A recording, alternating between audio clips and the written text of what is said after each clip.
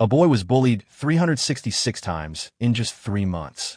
But what his mother discovered after his death shocked the entire nation. Whenever he showed signs of pain, they slapped him.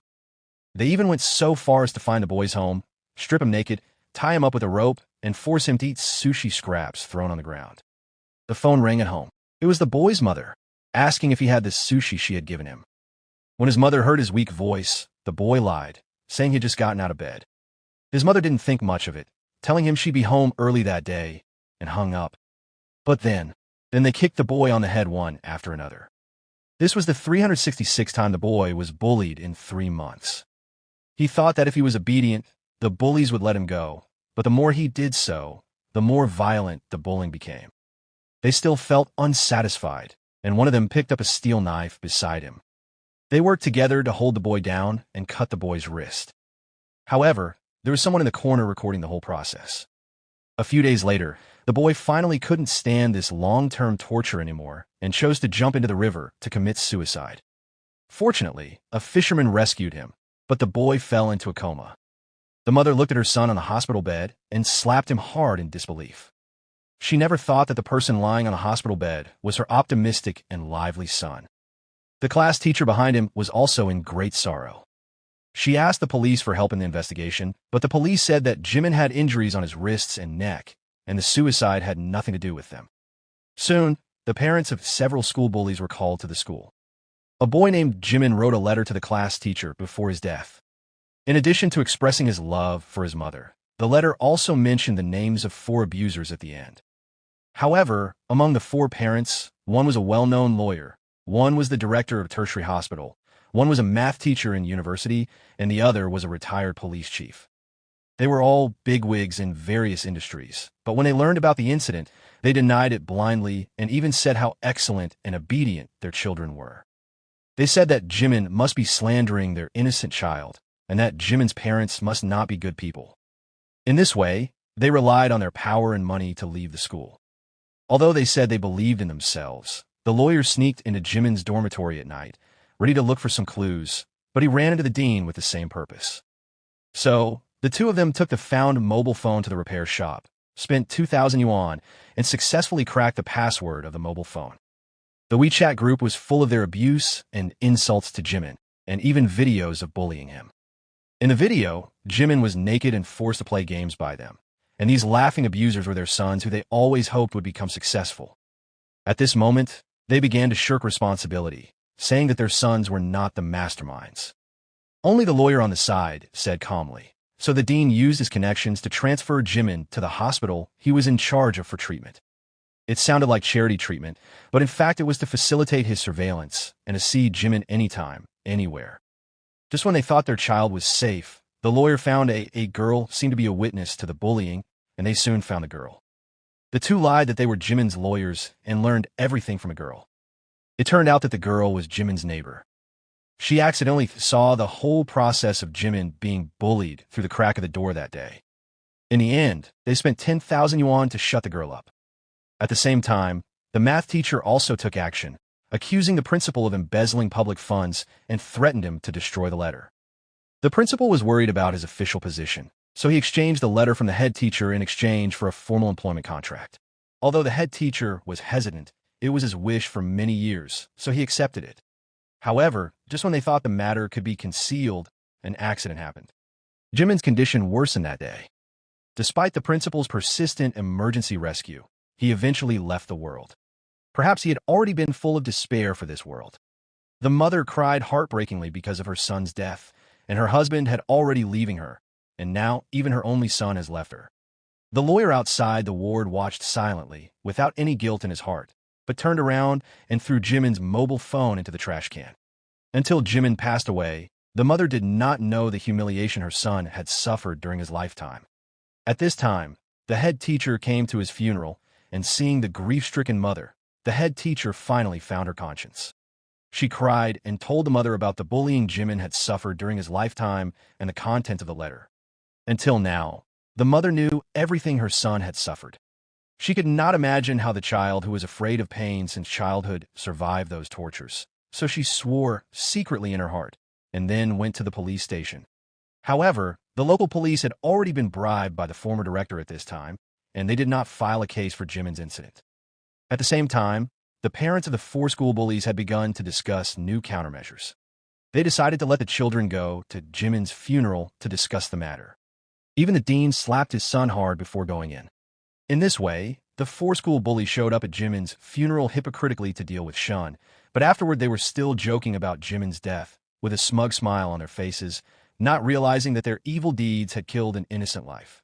The next day, the mother drove the hearse into the school, trying to ask the school for an explanation, but the security guard stopped her outside the school, and the head teacher went to help, but the principal directly ordered them to be locked outside the gate. Afterwards, the head teacher returned the contract to the principal, trying to exchange the letter, but was directly dismissed by the school. What she didn't know was that the letter had already been burned by the parents. For the next month, the mother held her son's photo every day and waited at the school gate to ask for an explanation. As a result, she was arrested by the police for disturbing social order and taken back to the police station. However, the guilty perpetrators acted as if nothing had happened. Back to normal life. Just when the pursuit of justice in this matter was fruitless, the head teacher bravely stepped forward and recorded a video, exposing the evil deeds of the abusers and the ugly face of the school to the public. Soon abusers also saw the video, but they threw their phones away and did not take it seriously at all, because they knew that their parents would definitely settle everything for them. As the video fermented on the internet, it soon attracted the attention of the government and the whole people. In the end, the case was arranged to be tried in another police station. Until now, parents have really felt the crisis. Now, they're grasshoppers on a rope. The former director asked them to surrender themselves. The dean's family relied on their wealth to ask Jimin's mother to have a private chat.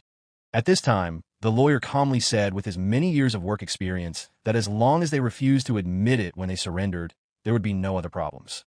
But when they went to the police station to surrender together, an accident happened. The 3 abusers spoke with the same voice, putting all the blame on the lawyer's son.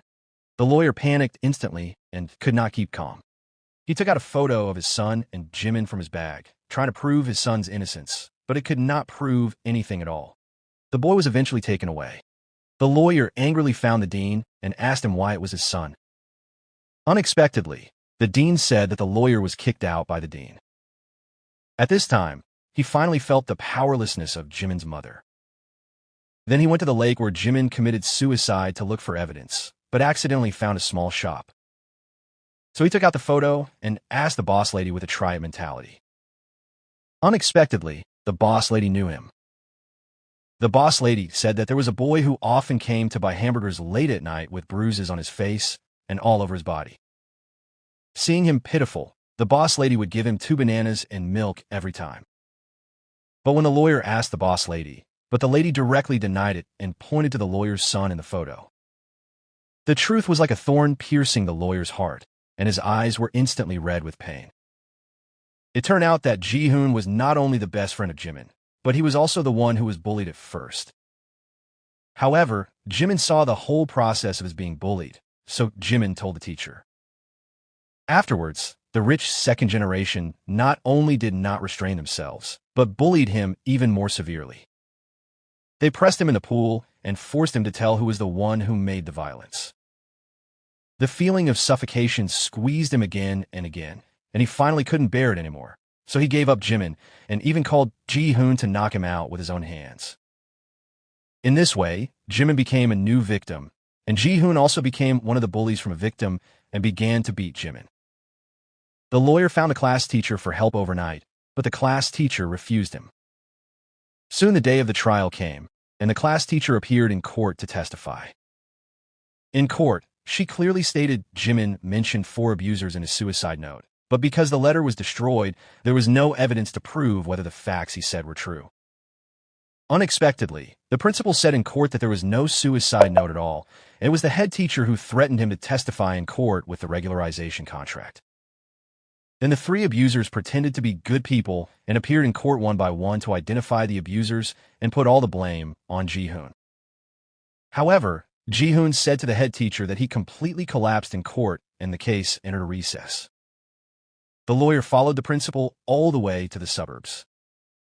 At this time, in a villa, The families of the three abusers were forcing the only eyewitness to be beaten because the girl was the only one in order to free their child from legal sanctions.